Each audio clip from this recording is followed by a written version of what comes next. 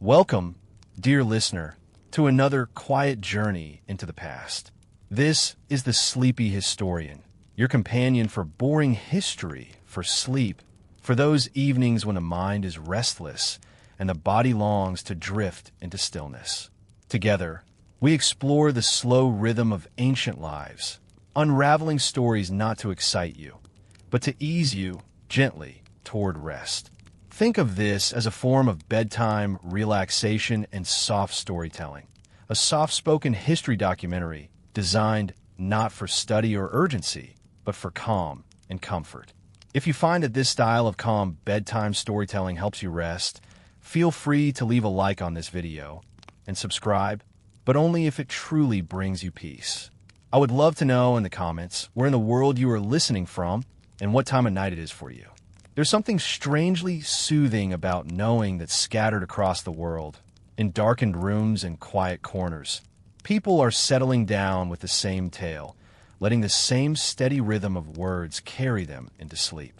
Tonight, our focus drifts to a subject that has fascinated people for thousands of years, the Great Pyramid of Giza. You may know it as one of the wonders of the ancient world, the last still standing. But beyond its grandeur, beyond the polished stones and colossal scale, it hides a quieter story. There are forgotten secrets here, fragments of daily life, whispers of rulers and workers, mysteries buried in sand and shadow. In this story, we will not rush to solve riddles or chase excitement. Instead, we will walk slowly, patiently, through 4 different perspectives. First, we will step into the world of ordinary Egyptians who lived in the shadow of the pyramid, whose daily rhythm of work and sustenance gave life to the stone. Then, we will linger on a single life, perhaps a king, perhaps an overseer, and see how his choices shaped eternity. After that, we will sink into the mystery, exploring archaeology and unanswered questions, not with urgency, but with calm curiosity. Finally, we will contrast the humble with the elite, examining the courts, the rituals, and the contrasting lives of those who dwelt in luxury and those who labored below.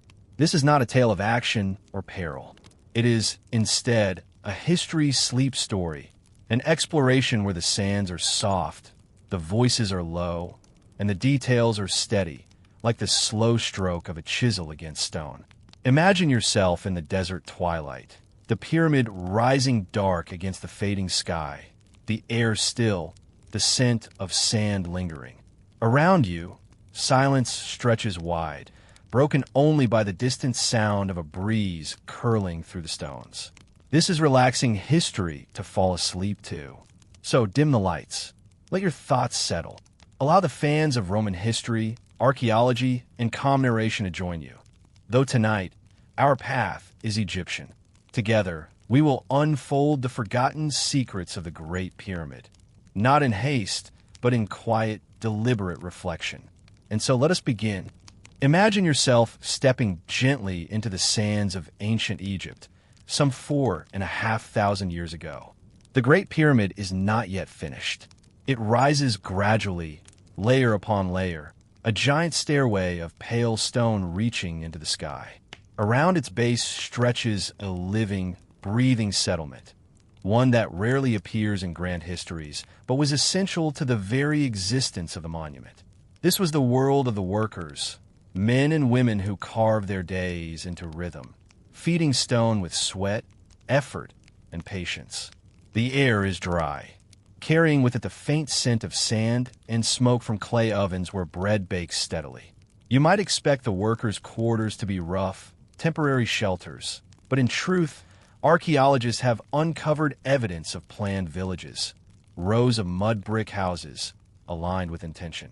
Life here was not chaos. It was ordered, regulated, and sustained by the state, because the pyramid itself depended on a steady stream of human energy. Picture the workers waking with the first pale light of dawn. The desert night is cool, but the day ahead promises heat. Wrapped in linen garments, simple but serviceable, they gather in small groups. Some stretch stiff limbs, others share bread dipped in beer, a thick, nourishing drink that served as both refreshment and staple food. Imagine the quiet murmur of their voices, punctuated by the bleating of goats and the shuffle of feet on sand. For the workers, the day was measured not by hours on a clock, but by the steady cycle of tasks. Teams were organized with precision. Quarrying crews cut massive limestone blocks, chiseling them free from the bedrock with copper tools, wooden wedges, and persistence. Hauling crews dragged the blocks on sledges across prepared paths, sometimes pouring water to reduce friction. On the pyramid site itself, ramps stretched upward like giant veins of packed earth, carrying the stones toward their final resting places. Each group knew its role. The rhythm of labor was almost musical, lifting, pulling, chanting in unison to keep the pace. Meals punctuated the workday. Archaeological remains tell us that the workers were not starved or neglected, but supplied with rations of bread, beer, and sometimes meat, goat, sheep, or even beef for special occasions. To feed thousands of laborers, the state organized large-scale baking and brewing operations. Imagine rows of clay ovens glowing red, the scent of grain thick in the air, the bubbling of beer jars cooling in shaded pits. It was communal, abundant, and sustaining. Yet life here was not only about work and food. In the evenings, when the sun finally dipped and the pyramid site quieted, people returned to their houses. The settlement carried the sounds of children laughing, women grinding grain, and men exchanging stories of the day. Some workers were conscripted, serving for a season, while others lived year-round in this village, building a community shaped by duty but filled with its own quiet moments of joy. Consider, too, the small details of comfort they might have cherished. A reed mat to sleep on, a clay jug of cool water drawn from the Nile, the glow of a small oil lamp, its flames steady against the night breeze. Daily life was humble. It contained rhythms that were deeply human, patterns of waking, working, eating, and resting that echo across centuries. Archaeology adds texture to this picture. Excavations near Giza have revealed carefully laid streets, bakeries, workshops, and even cemeteries for the workers. These graves, modest yet respectful, suggest that the laborers were valued more than the old myths of slavery might imply. They were not faceless masses, but individuals, remembered and mourned by their communities. Their bones show signs of heavy labor, yes, but also of medical care, broken bones healed, injuries tended. There was hardship, but also a degree of dignity. And so, as you imagine yourself there, walking slowly among the low mud brick houses, the hum of evening voices around you, the colossal pyramid rising ever higher with each passing season, you begin to sense the rhythm of their lives. It was a rhythm of duty, of repetition, of collective purpose. The workers may never have known their names would be forgotten, but their presence is written in every stone, in every step upward toward eternity. The Great Pyramid was not only a monument to kings, but also a silent testament to these thousands of lives. To walk among them in thought is to glimpse the human heartbeat behind the stone, steady and unhurried, like the calm breathing of someone drifting into sleep. Now let us turn from the rhythm of the workers' days and focus instead on the figure whose vision commanded such immense labor, the Pharaoh. The Great Pyramid of Giza is believed to have been built for Khufu, known to the Greeks as Cheops. His reign, more than 4 millennia ago, was not marked by many surviving records. In fact, his personality is more shadow than light, remembered only in fragments and later tales. Yet through the stones he ordered raised, his presence lingers, vast and silent. Imagine Khufu at the beginning of his reign. He inherits not only a throne, but also a tradition of monumental building. His father, Sneferu, had experimented with pyramid design, building not one, but several grand structures. Sneferu's achievements, most notably the Bent Pyramid and the Red Pyramid, paved the way for Khufu's ambition. Where his father had tested form and stability, Khufu sought perfection. His pyramid would be larger, more enduring, more precise. To picture the pharaoh, think of a man whose every action carried symbolic weight. He was more than ruler. He was considered divine, the earthly embodiment of Horus, a god in human form. His voice directed thousands, not through the mechanics of daily management, but through decrees and the officials who interpreted them. He was distant from the clatter of chisels and the creak of ropes, but his decisions shaped every moment of the workers' lives. There is an irony in Khufu's legacy. Later Egyptian tradition, recorded centuries after his reign, does not always remember him kindly. The historian Herodotus, writing much later in Greece, portrays him as a tyrant, harsh and demanding. Whether this was truth or legend is uncertain. What is undeniable, however, is the scale of his ambition. The pyramid he envisioned required not only stone and labor, but also a reorganization of resources across the kingdom. Farms along the Nile contributed grain to feed the workers. Quarries provided stone.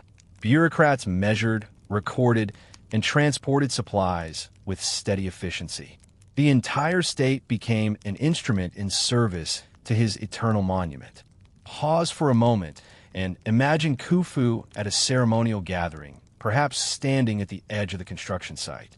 The pyramid rises behind him, not yet finished but already towering. Courtiers and priests bow low, the desert sun catching on gold ornaments and linen garments. In such moments, the pharaoh's vision was not simply architectural. It was religious, cosmic. The pyramid was a stairway to the heavens, a place where his spirit would ascend to join the gods. Every stone was a step toward immortality. Inside the pyramid, chambers were planned with care. Corridors angled upward, galleries stretched long and narrow, and at the center lay the king's chamber, designed to hold the sarcophagus of Khufu himself. The precision of its construction, its alignment with the cardinal points, its mathematical proportions, speaks to a vision beyond mere burial. It was a message in stone, a declaration that Khufu's reign was aligned with the cosmos itself. And yet, how much of this did Khufu truly see?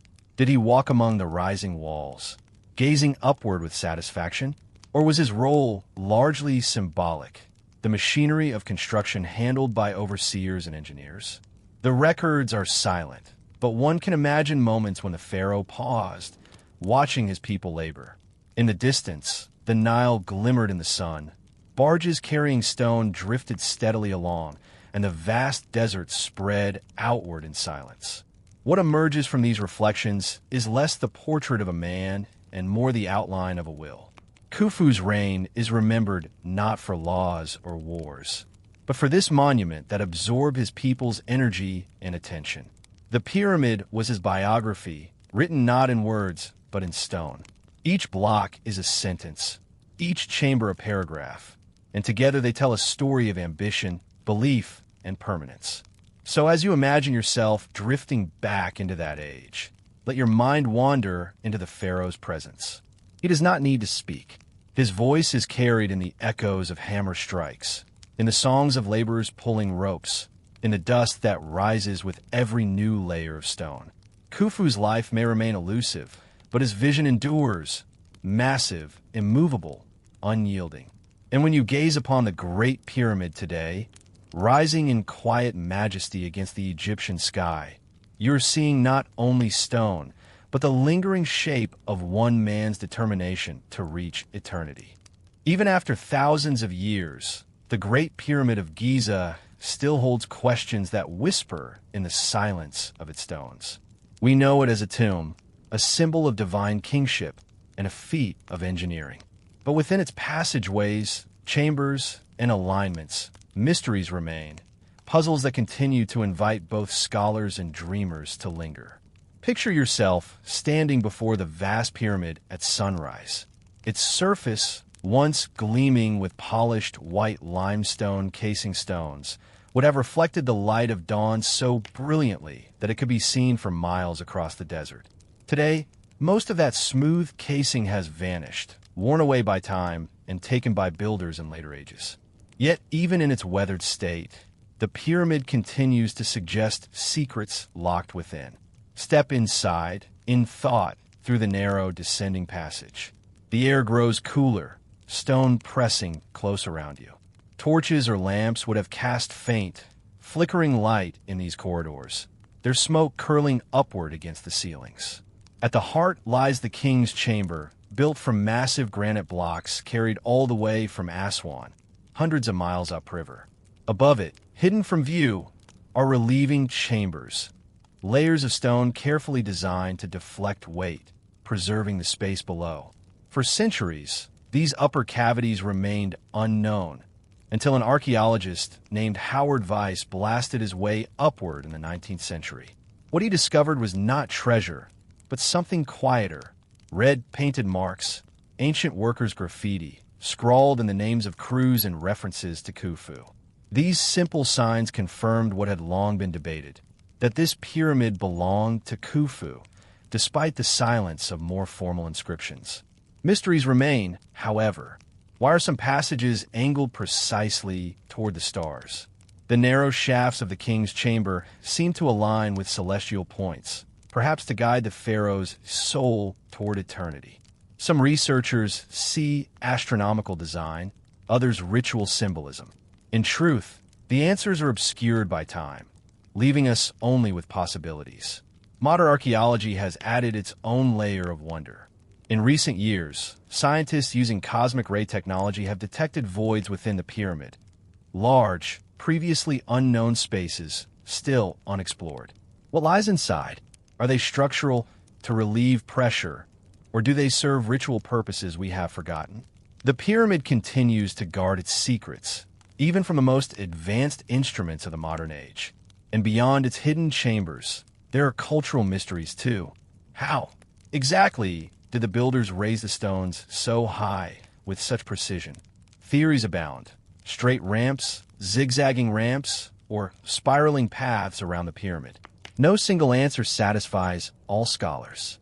Each hypothesis has strengths and flaws, and the truth may be a blend of many methods, long lost in the sands of time. Imagine, then, the mixture of awe and quiet frustration that fills the archaeologist's heart. The pyramid reveals much, yet always withholds something. It is a monument not only to a pharaoh, but also to mystery itself, a riddle in stone that resists final resolution. And for the Egyptians themselves, this mystery was part of the purpose. The pyramid was never meant to be transparent. Its passages were narrow, its chambers sealed, its entrance hidden beneath layers of stone. It was to approach the divine, to be reminded that the pharaoh's journey to the afterlife was not meant for all eyes. The silence of the pyramid was deliberate, a quiet barrier between worlds. Even the workers' graffiti, playful and human, reminds us of the duality of this monument. To the builders, it was labor, community, a season of life. To the pharaoh, it was immortality. To us, it is both, and something more, a puzzle that continues to rest in the desert, offering enough knowledge to fascinate, yet enough silence to lull the restless mind. So, as you picture yourself standing once more outside the pyramid, gazing at its ancient angles against the sky, let the mysteries wash over you like a soft tide. There is no urgency to solve them, no need for resolution tonight. The pyramid will remain steady, unmoving, patient in its secrets, while your thoughts drift gently toward rest. To understand the Great Pyramid, one must step away from the construction site and into the broader rhythm of the Nile. For the pyramid was not simply a building project. It was an expression of a civilization whose lifeblood was the Great River. Imagine yourself drifting gently along the Nile at dawn, the water smooth, reflecting a pale sky, the air filled with the soft calls of birds stirring among the reeds. This river was Egypt itself, the thread that tied together farm, village, and city. Every year, the Nile flooded its banks, spreading dark, fertile silt across the fields. This cycle of inundation was the heartbeat of the land. Farmers waited for it, measured their planting by it, and gave thanks for its gifts. In Khufu's time, long before dams and modern irrigation, the flood was both a blessing and a mystery. Too little, and famine threatened. Too much, and villages might be swept away. Yet in balance, it ensured abundance. The rhythm of life was agricultural, slow, and steady. Picture the farmers walking barefoot through the damp earth after the waters receded, pressing seeds into the mud with wooden tools. Their plows, drawn by oxen, traced quiet furrows across the fields. Barley and emmer wheat were staples, ground into flour for bread or brewed into nourishing beer. Alongside the grains grew flax for linen, and vegetables tended in small garden plots. Leeks, onions, garlic, cucumbers. Life was humble, but rich in simple cycles. The villages clustered along the riverbanks were small, their houses of mud brick, their roofs flat. Inside, families shared low beds, mats, and clay vessels. The smell of baking bread and roasting onions mingled with the earthy scent of livestock, goats, cattle, and fowl that wandered through courtyards. In the evenings, the glow of oil lamps flickered on walls painted with modest decorations. Conversation was gentle, work-worn hands resting after a day of toil. Religion wove quietly into these rhythms. Shrines dotted the villages, small offerings of bread or beer left to household gods. Festivals punctuated the year, tied to the cycles of the river and the calendar of the gods. Imagine, in the cool of evening, villagers gathering to sing hymns or watch a small procession along dusty paths. The sacred was never distant. It was present in the soil, the water, the harvest, the rising and setting of the sun. The Nile was also a highway. Barges drifted steadily along its current, carrying stone for the pyramid, grain for the cities, and goods for trade. Along the banks, fishermen cast nets into the water, their movements unhurried, practiced across generations. The river was filled with life, fish darting beneath the surface, crocodiles basking on the sandbars, ibis stepping carefully in the shallows. To the people, this was both a resource and a reminder of nature's power.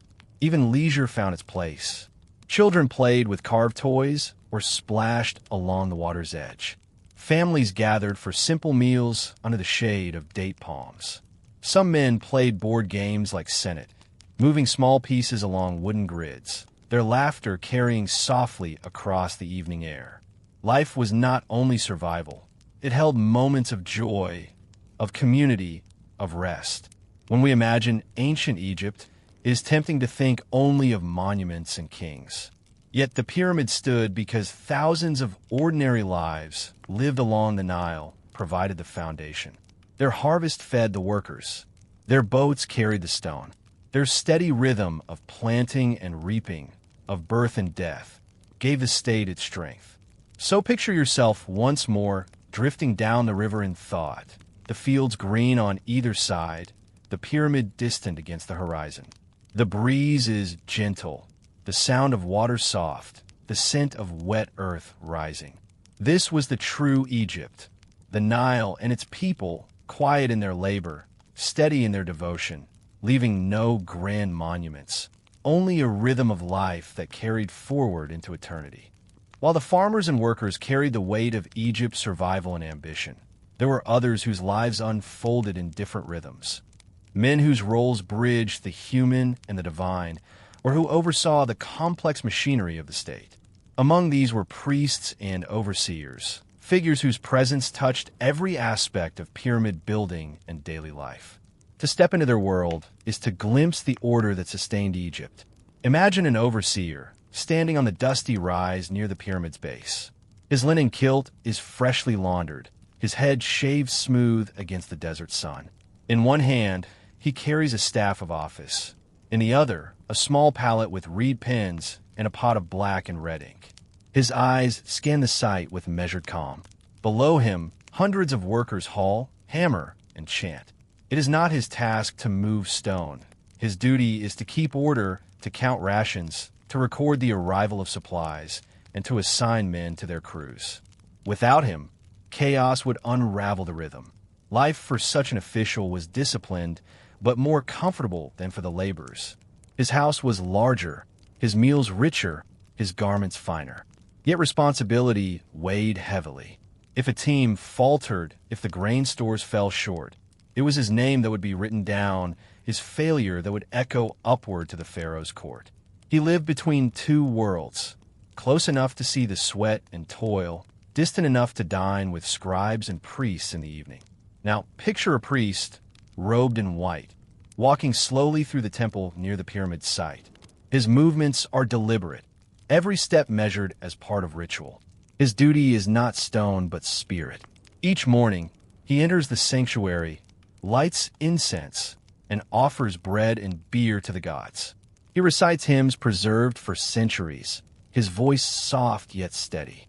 For him, the pyramid is not simply architecture, it is sacred. It is the pharaoh's gateway to eternity, and it must be blessed at every stage. Priests were guardians of balance, what the Egyptians called ma'at, the harmony of the cosmos. They read the stars, interpreted omens, and ensured that the rituals of construction aligned with divine order. Their lives were steeped in cycles of purification, shaving body hair, bathing in sacred pools, eating only consecrated food before ceremony. To serve the gods required constant discipline, a life both elevated and restrained. Between the overseer and the priest lies a portrait of authority in Egypt, one enforced order in the material world, the other in the spiritual.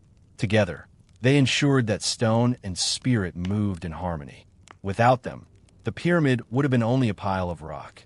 With them, it became a bridge between earth and heaven. Think of a day in the life of the overseer. At dawn, he checks the registers. How many men report for duty? How many animals are available for transport? How many jars of beer are distributed? His scribe writes the figures carefully, each mark a record of accountability. By midday, he walks among the teams, calling out encouragement or correction. By evening, he returns to his quarters, where a bowl of stewed lentils, bread, and perhaps fish awaits him. It is not luxury compared to the nobility, but it is comfortable, sustained by the labor of those he directs. Now, think of the priest's day. He rises before dawn, bathes in cool water, and dons fresh linen. In the stillness of the temple, he lights a small lamp, its flame dancing against painted walls. The smell of incense fills the air as he chants prayers to Ra, the rising sun. He tends the cult's statues, dresses them in new garments, and offers food, which later will be eaten by temple staff. His service continues in cycles, each hour marked by ritual, until night falls and the stars shine overhead. Both priest and overseer are rarely remembered by name. Their biographies are fragments, carved sometimes in small tombs, recorded sometimes on scraps of papyrus. Yet their presence was essential. They remind us that behind every monument are countless lives of organization, of devotion, of steady responsibility. As you imagine them, let the rhythm of their days calm you. The overseer, walking with staff in hand, tallying rations with patient precision. The priest, chanting softly in the half-light of dawn, his voice rising like a prayer woven into the desert air. Their lives were structured, deliberate, quiet, and in their quietness lies a soothing reflection of order that has long since passed into history. If the overseers kept order and the priests maintained daily ritual, it was religion itself, the vast web of beliefs, ceremonies, and mysteries that gave meaning to pyramid building. In Egypt, no task was purely practical. To quarry stone, to haul blocks, to raise walls, all were seen as sacred actions tied to the eternal balance of the universe. At the heart of this belief was Ma'at, the principle of harmony and cosmic order. Egyptians understood their world not as random, but as carefully balanced between chaos and stability. The pharaoh, seen as the living son of the sun god Ra, was the one who held this balance. His pyramid was not simply a tomb. It was a statement of divine order, a monument that echoed the first mound of creation rising out of the primordial waters. Rituals surrounded every stage of construction. Before workers began their labor, priests performed purifications. Sacred water was sprinkled, incense burned, hymns sung. Even the ground was consecrated, its corners aligned with the stars. The pyramid was not placed randomly. Its angles mirrored the heavens, its sides aligned with the cardinal points, its shape echoing the sun's rays. Every measurement carried spiritual weight. Inside the pyramid, passages and chambers were cut with precision, their walls later inscribed with texts meant to guide the pharaoh into eternity. These are not casual carvings, but incantations, spells, hymns. To recite them was to unlock hidden doors, to grant the king's safe passage through the perils of the afterlife. For Egyptians, death was not an ending, but a transformation, a journey that required guidance, protection, and ritual. Archaeologists today still puzzle over the full meaning of these rituals. Inscriptions reveal fragments, offerings of bread, beer, and oxen, chants to Ra, Osiris, and other gods, elaborate ceremonies at dawn and dusk. Yet the tone is never frantic. It is measured, cyclical calm. Religion in ancient Egypt was less about sudden revelation and more about rhythm. The turning of the sun, the rising of the Nile, the eternal return of order after disorder. Mystery lingers in the silence of these rituals. When archaeologists enter a burial chamber sealed for thousands of years, the air feels thick with presence. The walls bear stars, ankhs, and hieroglyphs that whisper of journeys beyond death. Tiny vessels still hold traces of oil, dried bread, or wine. These are remnants of devotion, echoes of a people who believed that careful preparation could bridge the boundary between mortal life and eternity. Consider the great ceremonies at the pyramid's completion. Priests in procession, carrying statues of the gods. Musicians playing flutes and drums. Offerings laid out in abundance. Honey, figs, jars of wine. At the pyramid's base, animals were sacrificed, their spirits believed to accompany the king on his journey. The pharaoh himself, radiant in regalia, ascended the steps of the temple adjoining the pyramid, his presence sanctifying the structure forever. Such ceremonies were both political and sacred, affirming his divine right and securing cosmic order for the nation. Even ordinary Egyptians participated in this religious framework. Though they would never enter the pyramid itself, they brought offerings to local temples, prayed for good harvests, and joined in festivals that honored the gods. Religion was woven into daily life, as constant as the sun. To bake bread, to draw water, to light a lamp. Each act could be seen as part of the rhythm of Ma'at. The rituals around death were especially poignant. When a villager died, their body was wrapped carefully, charms placed among the linen folds. A small amulet in the shape of a scarab, a bead carved with protective words, a jar of food for the journey. These were the echoes of the same beliefs that raised the pyramids. The scale differed, but the meaning was shared. Death was not a final silence, but a passage into another form of being. For modern listeners, these rituals carry a strange calm. To the Egyptians, the universe was vast yet ordered, mysterious yet knowable through ceremony. Each offering, each hymn, each alignment of stone was an attempt to maintain balance, to keep chaos at bay. Their devotion stretched not only to gods, but to the eternal patterns of nature. The sunrise, the flood, the turning seasons. And so, when you picture the pyramid, do not see only stone. See the incense rising in the air before the first block was laid. See the priests chanting as the corners were aligned with the stars. See the great feast when the work was complete, the sacrifices offered, the hymns carried on the desert wind. Behind the stillness of the pyramid lies a world alive with ritual, belief, and mystery. An echo of human longing for eternity, carved into stone and sung into the silence of the desert.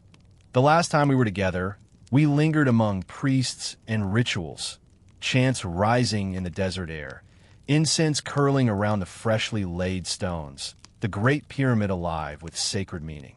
Those ceremonies were designed to bridge the gap between the mortal and the eternal. And yet, long after the priests finished their offerings, long after the hymns faded into silence, the pyramid remained. It stood sealed, its chambers hidden away, its passages dark and untouched. Now, let us follow a gentler path, moving from ritual into mystery. The pyramid, though vast and visible from afar, is also a structure of secrets. Within its limestone casing, smooth and blinding in the sun, lay doorways invisible to the eye. Hidden passages sloped downward into the earth. Narrow shafts angled upward toward stars. Whole rooms, some discovered, some still unknown, waited in stillness. Imagine yourself approaching such an entrance. To most ancient Egyptians, these doors were forever closed. Only the pharaoh and the priests, in life and in ceremony, passed beyond. For centuries afterward, the world forgot what lay inside. The pyramid's outer layers stood as a silent guardian, hiding its inner heart. When explorers and archaeologists first began probing these interiors thousands of years later, they found themselves in darkness, their torches illuminating narrow stone corridors. The air was dry, heavy with the weight of ages. Their footsteps echoed, as though disturbing a silence that had lasted longer than memory itself. The pyramid did not give up its secrets easily. Passages were blocked by stone plugs, doorways disguised with flawless masonry. Each turn seemed to hold both discovery and obstruction. And what did they find within? Not golden treasures glittering in torchlight, but empty chambers, rooms stripped bare long ago. The Great Pyramid had been sealed, yes, but not secure against time and theft. Grave robbers, driven by desperation or greed, had long since broken through, leaving only echoes of what once might have been. To modern eyes, the emptiness was startling. To expect treasures and to meet only silence was its own kind of revelation. Yet the mystery remained. If not gold, then what? The pyramid itself was the treasure. Its architecture, its precision, its alignment with the heavens. These were wonders far greater than any jeweled crown. Consider the so-called King's Chamber, lined with red granite transported from Aswan, hundreds of miles to the south. Within it sits a single sarcophagus, massive and unadorned. Its lid is gone, its surface is plain, and yet its presence fills the chamber with quiet gravity. Above that chamber lie a series of hidden spaces, so-called relieving chambers, meant to distribute the pyramid's immense weight. For centuries, no one knew they were there, until in the 19th century, an explorer named Howard Weiss blasted his way upward, uncovering a stack of small, rough-hewn rooms. On their walls, quarry marks and workers' graffiti revealed the names of the gangs who built the pyramid, red ochre writing frozen in time. Not royal inscriptions, but the everyday labels of crews, friends of Khufu, the white crown of Khnum-Khufu. In those hurried marks, the grand monument spoke with a human voice. The pyramid, then, is a palimpsest of mystery, the sacred aligned with the practical, the eternal intertwined with the mundane. For every perfectly cut block, there is also a worker's brushstroke left behind. For every polished corridor, a hidden chamber rough and unadorned. Archaeology reminds us that behind the grandeur lies ordinary labor, and behind the silence, faint traces of daily life. Some mysteries endure even now. Narrow shafts rise from the king's chamber, too small for a person to enter, with a symbolic passageways for the pharaoh's soul, guiding it toward the circumpolar stars. With events, practical in design, robotic cameras have peered into them, finding small doors, copper fittings, hints of further space beyond. But no full answer has been given. Even today, the pyramid withholds. And so the ritual silence of the priests, which we explored before, gives way to a new kind of silence, the silence of the unknown. The pyramid, both sanctuary and enigma, invites us not with open answers, but with patient mystery. Its chambers, sealed and shadowed, remind us that history does not give up all its secrets, not even to those who press close with torchlight and tools. As you picture these hidden rooms, let your mind wander gently. Imagine the cool touch of stone walls after centuries in darkness. Imagine the faint red lines of workers' names, playful and practical, written by hands long turned to dust. Imagine shafts leading upward, where the night sky once glittered with stars sacred to eternity. The Great Pyramid whispers, but it does not shout. It reveals enough to intrigue, yet enough remains hidden to lull us into quiet contemplation. In our last reflections, We wandered through sealed chambers and narrow shafts, sensing both the human touch of workers and the stubborn silence of the unknown. From torchlit corridors to faint graffiti, the pyramid revealed fragments, yet refused to give up its whole story. And so we arrive at one of history's most enduring questions. What was the Great Pyramid truly for? The most widely accepted answer, of course, is that it was a tomb. Khufu, the mighty pharaoh of Egypt's fourth dynasty, desired an eternal resting place of unmatched grandeur. The pyramid, vast and enduring, was built to house his remains, to guard his body, and to ensure his safe passage into the afterlife. The chambers, the sarcophagus, the shafts pointing to the stars, all fit within this funerary framework. To many scholars, the tomb theory is straightforward and convincing. And yet, questions linger. If this was a tomb, where is the body? The sarcophagus in the king's chamber lies empty. No mummified remains, no treasures, no funerary goods have ever been found within the pyramid. Some suggest these were stolen in antiquity. Others whisper that perhaps the pyramid was never meant to hold a body at all. Alternative theories have long been proposed, some cautious, others bold. Could the pyramid have been more than a tomb? Could it have served as a temple, a stage for rituals, or even a cosmic instrument? Its precision is difficult to ignore. Each side is aligned with true north to within a fraction of a degree. Its base is almost perfectly level. Its proportions encode mathematical relationships, ratios that some believe reveal intentional knowledge of geometry and astronomy far beyond what we assume for the time. Consider the shafts rising from the king's and queen's chambers. They align with specific stars, Orion's belt, associated with Osiris, and Sirius, linked to the goddess Isis. These are not random choices. They mirror myth, binding the pharaoh's journey to the eternal cycles of the heavens. Was the pyramid, then, a kind of celestial machine designed to unite the king with the stars, his spirit traveling along invisible pathways into eternity? Others have looked at its immense scale and wondered if the pyramid was a symbol of state power, a way of demonstrating Egypt's might. To command tens of thousands of laborers to quarry and transport millions of stone blocks, to align and assemble them with such precision. This was as much a political statement as a spiritual one. The pyramid could be seen not only as a tomb, but as propaganda in stone, a permanent declaration that Khufu's reign was divine, absolute, and unchallengeable. There are more speculative ideas still. Some fringe voices have suggested the pyramid was never a tomb at all, but a kind of storehouse of knowledge, or even a power plant of sorts. These theories, while not supported by evidence, reflect the pyramid's uncanny ability to inspire wonder.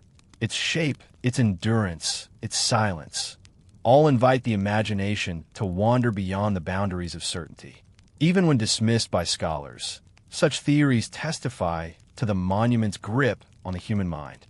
Yet perhaps the most satisfying explanation lies in the blending of purposes. For the ancient Egyptians, there was no sharp divide between religion, politics, and science. The pharaoh's tomb was simultaneously a temple, a symbol, and a cosmic instrument.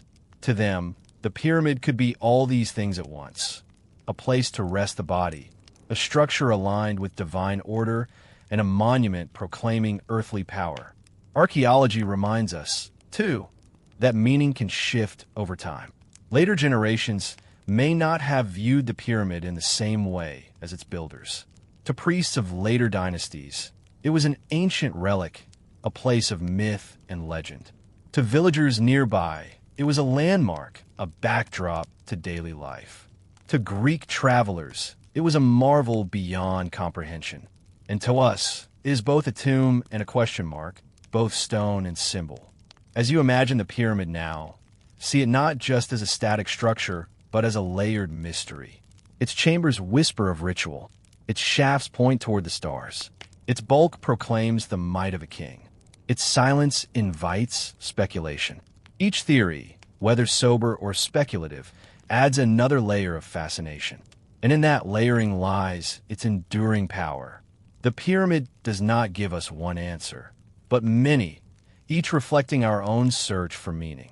Close your eyes and let the questions drift. Was it a tomb? A temple? A cosmic gateway? Perhaps it was all of these, or perhaps something else entirely, something we have yet to understand. The Great Pyramid remains, in the end, what it has always been, a monument not only of stone, but of mystery.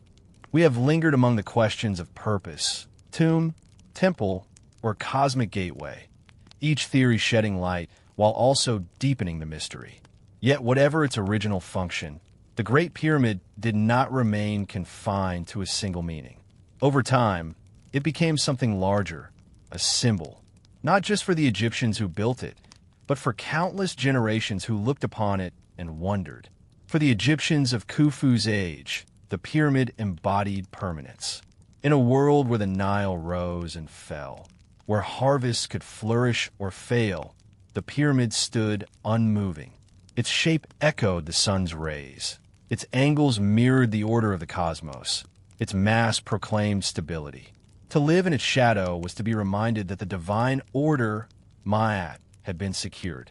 The pharaoh's power was not fleeting, but eternal, embodied in stone. Later dynasties saw the pyramid with reverence tinged by distance. Centuries after its construction, priests of new cults performed rituals nearby, connecting their gods to these ancient structures. Kings of later periods built smaller pyramids or temples, echoing but never surpassing Khufu's monument. For them, the Great Pyramid was already an antique, a relic of a golden age, proof that their ancestors had walked closely with the divine. When Greek travelers arrived in Egypt, they saw the pyramid not through the lens of Ma'at, but as a wonder, something beyond comprehension.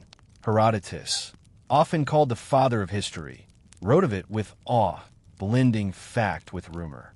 He spoke of endless laborers, vast sums of treasure, and feats of engineering that defied belief. For the Greeks, the pyramid was less a tomb and more a marvel, evidence of human ambition stretched to its highest reach.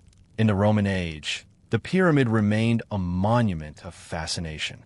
Soldiers, merchants, and scholars journeyed to its base, carving graffiti into its stones, leaving their own fleeting marks beside the enduring blocks. To them, it was a curiosity, a reminder of Egypt's ancient greatness, a relic that outlived empires. Through the centuries, the Great Pyramid has worn many masks. For medieval travelers, it was sometimes thought to be a storehouse built by Joseph of the Bible, or even a granary left behind by kings. Legends accumulated, shaping its meaning to fit new cultures and faiths. To some, it was a treasury of lost wisdom. To others, it was a cautionary tale of pride. To many, it was simply a marvel, standing where time itself seemed powerless. Even today, the pyramid continues its symbolic journey. Archaeologists see in it the culmination of a civilization's genius, a fusion of engineering, faith, and labor. Tourists see a wonder, a monument that connects them to a past otherwise unreachable. Artists see form and symmetry, a triangle against the horizon. Dreamers see mystery, a structure that resists explanation, that invites imagination. Its endurance is perhaps its greatest message. Kingdoms rose and fell, deserts shifted, empires collapsed, and still the pyramid remains. Sand piled high against it, yet the stone endured. Storms swept over, yet its lines held true. The casing stones may have fallen away, the treasures may have vanished, but the core remains silent, immovable, a monument not only to Khufu, but to human persistence itself. Culturally, the pyramid has become more than Egypt. It is a symbol recognized across the globe. To speak of a pyramid is to conjure Egypt, the desert, the timelessness of stone. It appears in literature, in art, in architecture. It has inspired buildings, paintings, even modern logos. It bridges the gap between the ancient and the present, carrying with it echoes of ritual, mystery, and endurance. For the Egyptians, the pyramid was tied to the eternal sun, its shape lifting the soul heavenward. For us, it is tied to the eternal human impulse to build, to remember, to reach beyond ourselves. It whispers of ambition, but also of devotion.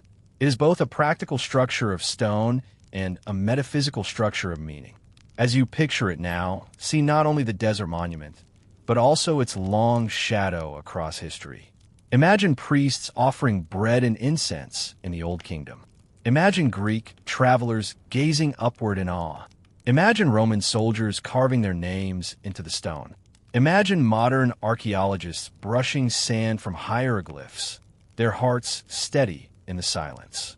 Each generation, each culture, has found in the pyramid a mirror for its own values, its own mysteries. And so the pyramid endures, not only as a pile of stone, but as an idea, a mystery of purpose, yes, but also a symbol of continuity. In its silence, it has spoken across ages, drawing us all into its story. The rituals of the past may have faded, the treasures may be gone, but the meaning continues to shift and grow. The Great Pyramid stands not only as Egypt's legacy, but as a monument to the endurance of human imagination. The Great Pyramid looms in our imagination as a monument to eternity. But while stone endures, life is fleeting, and in the shadow of Khufu's masterpiece lived men and women of privilege, nobles, officials, priests, whose daily routines reveal as much about ancient Egypt as the pyramid itself. If the pyramid was a symbol of permanence, these lives show us the rhythms of a society that breathed, worked, and aspired beneath its gaze. Nobles and high officials were the guardians of order. Appointed by the pharaoh, they oversaw agriculture, trade, law, and ritual. Their villas and estates, often located near Memphis or along the fertile stretches of the Nile, contrasted starkly with the desert's harshness. Within cool courtyards shaded by palm trees, life unfolded in comfort and ceremony. A noble's home was a place of both leisure and administration. Walls painted with scenes of banquets, hunting, and music gave testimony to their refinement. Gardens with lotus ponds offered respite from the sun, while storerooms brimmed with grain, beer, and wine collected from estates. Servants prepared meals, musicians played harps, and dancers entertained at feasts. In these settings, the elite displayed their wealth not just for pleasure, but as a visible sign of their closeness to power. Officials held authority because they served the pharaoh. They managed the flow of resources, grain taxes collected from farmers, labor conscripted for royal projects, records etched into papyrus. A vizier, second only to the king, acted as the pivot of state. Judges rendered verdicts in the name of Ma'at, ensuring harmony. Overseers of granaries and treasuries safeguarded the wealth that sustained the state. For them, daily life was as much paperwork as it was pageantry. Religion permeated everything. Priests, often drawn from noble families, moved between temple courts and sacred chambers, tending to the god statues, burning incense, reciting hymns. In return, they enjoyed both wealth and influence, for to serve the gods was also to serve the pharaoh. Their meals were supplied from temple estates, their clothing fine linen, their voices carrying the weight of sacred tradition. Education was a mark of the elite. Boys of noble birth were taught to read and write, skills rare in Egypt. They learned hieroglyphs and the more practical hieratic script, practiced arithmetic for administration, and absorbed texts of wisdom literature that spoke of humility, loyalty, and order. To be literate was not only to manage estates, but also to embody refinement, a distinction that set them apart from the masses. Yet this privilege came with expectations. Nobles were bound to uphold Ma'at, the balance of the cosmos. They commissioned tombs decorated with scenes of their achievements, hoping their names would endure in stone. They provided offerings to temples, financed rituals, and supported construction projects that honored the gods and the king alike. To be elite in Egypt was to live not only for oneself, but for eternity. Banquets reveal much about their social world. Guests reclined on chairs while servants poured wine flavored with figs, or pomegranates. Musicians plucked lyres, dancers performed with graceful precision, and scented oil cones melted slowly on the heads of guests, releasing fragrance. Yet beneath the laughter and music lay solemn reminders. Painted on tomb walls, banquets often included lines urging the living to enjoy life, for death comes swiftly. Joy and mortality, woven together, marked the rhythm of elite existence. Travel, too, shaped their days. Nobles journeyed by boat along the Nile, their sails catching the river breeze.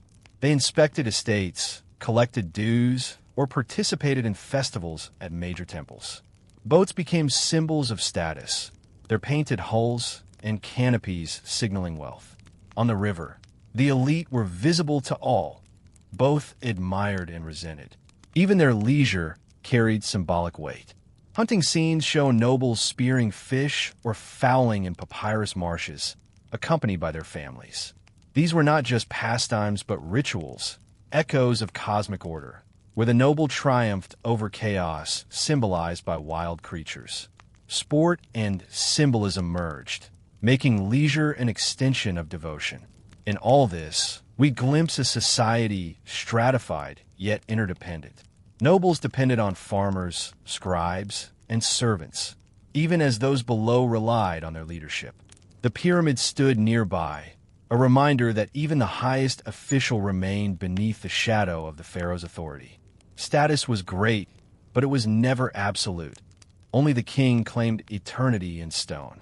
As you imagine their lives now, picture a villa courtyard, shaded and fragrant, voices rising in laughter, scribes unrolling papyri, priests whispering prayers.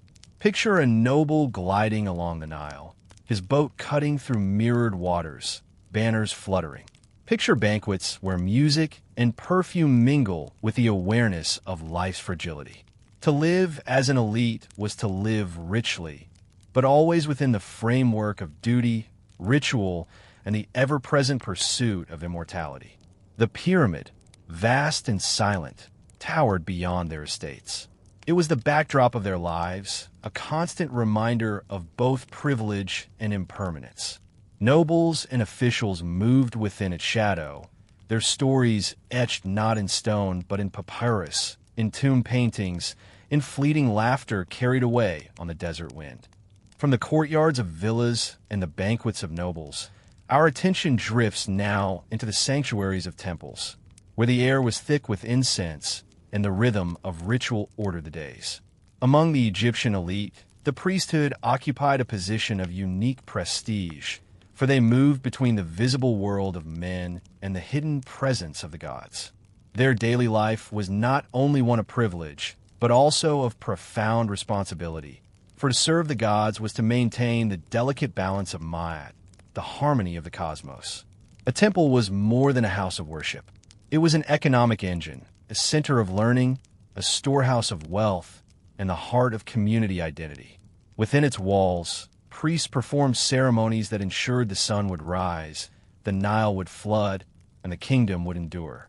Their duties followed the turning of the sacred calendar, a cycle of offerings and festivals that tied human life to the eternal rhythms of the universe. Each morning, before dawn, the high priest entered the innermost sanctuary, accompanied by assistants. In silence, lamps were lit, casting flickering shadows on painted walls. The divine statue of the god, whether Ra, Osiris, Hathor, or another deity, was ritually awakened. The priest recited hymns in a steady cadence, washed the statue with purified water, anointed it with fragrant oils, and clothed it in fresh linen. Food offerings were placed before the god: bread, beer, vegetables, meat, fruit. These offerings, though meant for the deity, were later distributed among temple staff, sustaining the priests and workers who kept the sacred machinery in motion. Purity was central to their role. Priests shaved their heads and bodies, bathed several times a day, and wore only linen. They abstained from certain foods and rituals of daily life to preserve their ritual cleanliness. In a world where most labored under the sun, sweat-soaked and weary, priests stood apart, their bodies and garments symbols of sacred distinction. Yet their separation also bound them more closely to the responsibility of maintaining cosmic order. Festivals punctuated the year, bringing communities together in vibrant displays of devotion. The festival of Opet in Thebes, though later, had parallels in the Old Kingdom. Statues of gods carried in processions, music rising, offerings flowing. Closer to the time of Khufu, festivals marked the rising of the star Sirius, heralding the Nile's inundation. Villagers, officials, and nobles alike celebrated, but priests guided the ceremonies, their chants weaving human joy into divine cycles. Priests were not a monolithic group. High priests held immense power, sometimes rivaling officials of the court, while lower-ranking priests performed specialized roles. Musicians who played sacred instruments, chanters who recited prayers, scribes who recorded offerings, doorkeepers who guarded sanctuaries. Each role contributed to the whole, an intricate choreography of devotion. Beyond ritual, temples were centers of knowledge. Priests preserved hymns, astronomical observations, medical texts, and wisdom literature. They were custodians of memory, ensuring continuity across generations. In their papyri and carvings, we find echoes of the intellectual life that underpinned Egyptian civilization. To imagine their world, picture the great temple courts, their pylons rising against the sky. The smell of incense drifts on the breeze, mingling with the sweetness of lotus blossoms. Priests, clad in white, move in measured steps, their voices low, their gestures deliberate. The crowds gathered outside wait expectantly for processions, but within the inner sanctum, silence reigns, disturbed only by the ritual ringing of a sistrum or the steady chant of hymns. The priesthood's life, though privileged, was not without tension. Their wealth came from temple estates, and their influence grew as temples accumulated land and resources. At times, their authority brushed dangerously close to the pharaoh's own. Yet in the Old Kingdom, under Khufu, their role was still firmly tied to the king's vision. They were servants of the divine, yes, but through them, the king reinforced his claim to cosmic order. Like nobles, priests were deeply concerned with eternity. They built tombs decorated with inscriptions, their funerary texts often more elaborate than those of soldiers or artisans. In their afterlife, they hoped to continue serving the gods, to join the cycle of renewal that their rituals had once sustained. For them, daily life was a rehearsal for eternity, each offering, each hymn, each ritual step a thread woven into the tapestry of immortality. As you picture this now, imagine the stillness of an Egyptian temple at dawn. Outside, the Nile glimmers faintly, farmers stir in the fields, and scribes prepare their records. Inside, a lamp flickers, a priest bows, and words carved thousands of years ago find voice once again. It is in this union of daily life and eternal rhythm that the priests of Egypt found their place, a bridge between mortal time and divine eternity. The priests' chants fade, the temple doors close, and the sun climbs higher over the desert. Yet beyond the daily rhythm of ritual, one concern pressed on the minds of Egypt's elite more than any other: eternity. To live was to prepare for death, and to die was to secure one's place in the endless cycle of renewal. The pyramid itself, rising above the desert sands, was only the most colossal expression of this truth. For nobles, officials, and priests, tombs, funerary rituals, and the hope of the afterlife were at the very center of existence. An elite Egyptian man or woman did not imagine death as an end, but as a passage into another form of life. The body, carefully preserved, was the vessel through which the soul might continue. Elaborate tombs were commissioned during life, sometimes as soon as an official reached prominence. Carved from limestone or constructed as mastabas, rectangular, flat-roofed tombs, they lined the necropolises near the pyramids, creating entire cities of the dead. Within them, painted walls displayed scenes of banquets, harvests, and daily tasks, not only to honor memory, but to magically provide sustenance in the afterlife. Inside these tombs, offerings were placed on stone tables, bread, beer, meat, and fruit, symbols of abundance that would nourish the departed soul. Statues of the deceased, carefully crafted, ensured that if the body were damaged, the spirit would still have a place to dwell. Texts were inscribed, early spells and prayers, precursors to what would later become the pyramid texts, guiding the soul safely into the realm of the gods. For the elite, preparation for eternity was as meticulous as administration of their estates and life. Contrast this with the common people. Most farmers and laborers could not afford tombs of stone. Their graves were simple pits in the sand, sometimes with a few vessels of food or a cherished object. Without inscriptions or monuments, their memory often faded quickly, absorbed into the silence of time. Yet even they shared in the same hope that death was not final, that some spark of the soul might endure. The difference lay not in belief, but in the means to secure it. For the noble, eternity was stone-carved and richly adorned. For the commoner, it was entrusted to the earth itself. For the elite, funerals were elaborate affairs. Professional mourners wept beside the bier, priests recited prayers, and processions carried the body toward the tomb. Rituals of purification and offering echoed those performed daily in the temples. But now they focused on a single soul, sending it forth to join Osiris, Lord of the dead. In the imagination of the Egyptians, the deceased would journey across perilous realms, face judgment before the weighing of the heart, and, if found worthy, emerge in the fields of eternity, where crops grew endlessly and life continued in blissful abundance. Yet the elite did not entrust this journey to chance. Amulets, spells, and offerings were carefully arranged to smooth the way. Servant figurines, called shaptis, were sometimes placed in tombs, ready to labor on behalf of the deceased in the afterlife. Scenes of servants baking bread, brewing beer, or tending cattle adorned the walls, ensuring that even beyond death, the noble would not be left wanting. These tombs also reveal the contrast between memory and anonymity. Nobles' names were carved in hieroglyphs, their titles recorded, their likeness preserved. They believed that to have one's name spoken was to live again.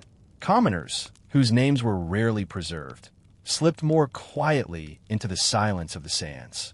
The difference was stark, and yet, in the eyes of eternity, both noble and commoner alike faced the same truth, that life was fleeting and the desert was patient. To imagine this world now, picture a necropolis near the Great Pyramid. Rows of mastabas stretch across the plateau, their entrances carved with names of officials, priests, and overseers. Beyond them, simple pits mark the resting places of workers. The wind stirs, carrying sand across stone and earth alike, erasing distinctions with time. The pyramid rises above, eternal, while beneath it lie thousands of lives, some remembered in paint and stone, others forgotten but no less real. For the elite, the tomb was more than a resting place. It was a statement of status, a final display of wealth, a declaration of closeness to the divine order embodied by the king. But it was also deeply personal, a way to preserve laughter, banquets, and affection in painted scenes, to ensure that those moments did not vanish entirely. Even in death, the noble lived within the rhythms of Ma'at, striving for balance, continuity, and eternity. And yet, when we look back across the millennia, what strikes us most is not the difference between noble and commoner, but the shared human desire to endure. Whether in a mastaba with painted walls or in a simple grave dug into the sand, every burial speaks of love, of memory, of hope against silence. The pyramid stones may speak of kings, but the thousands of smaller graves whisper of a people who, in their own way, also sought eternity. As we leave this segment, imagine yourself standing on the Giza Plateau at twilight.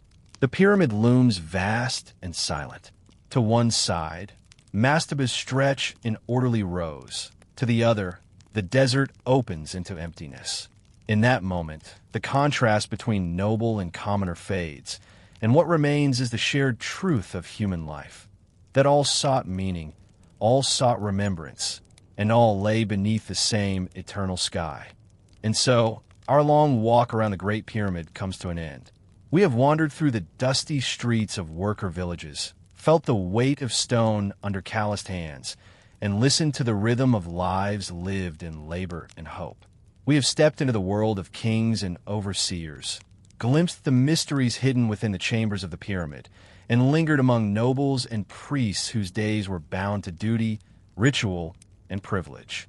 We have traced their final steps into tombs where memory and eternity intertwined. Across these hours, a pattern emerges. The pyramid stands as more than stone. It is a mirror of human ambition, faith, and fragility. The workers who hauled its blocks are as much a part of its legacy as the pharaoh whose name it bears. The priests who chanted before dawn are bound to the same cycles as the farmers who sowed in the mud of the Nile. The nobles who carved their names in mastabas are remembered alongside the countless laborers who left no inscriptions at all. All were woven into the same fabric, and all now rest beneath the same unending sky. As you lie here listening, consider the strange comfort of this thought, that thousands of years ago, under the same stars, men and women lived, hoped, and dreamed, much as we do today. Their voices have faded, their homes have crumbled, but through the stones of Giza, through the painted walls of tombs, their echoes still reach us. Time may smooth the sharp edges of their stories, but in quiet moments like this, they stir again, gently, without urgency. There is no need to hold on to every detail. Let the facts and names drift like grains of sand across the desert floor. What remains is the rhythm, the steady pulse of human life, ordinary and extraordinary, rising and falling with the Nile, etched briefly against eternity. If this kind of storytelling has helped you find peace, feel free to leave a like on the video and subscribe to the channel, but only if it truly brings you rest. And if you'd like, share in the comments where in the world you are listening from and what time it is for you. There is something deeply calming in knowing that, scattered across the globe, many others are lying quietly at this very moment, drifting into sleep to the same ancient echoes. Now let your eyes grow heavy. The pyramid fades into shadow. The desert stills. The stars gather overhead. You are here in the present, safe and at rest, while the past lies gently behind you. The story has ended, but the calm remains. May it carry you into sleep, soft and untroubled. Good night from the sleepy historian.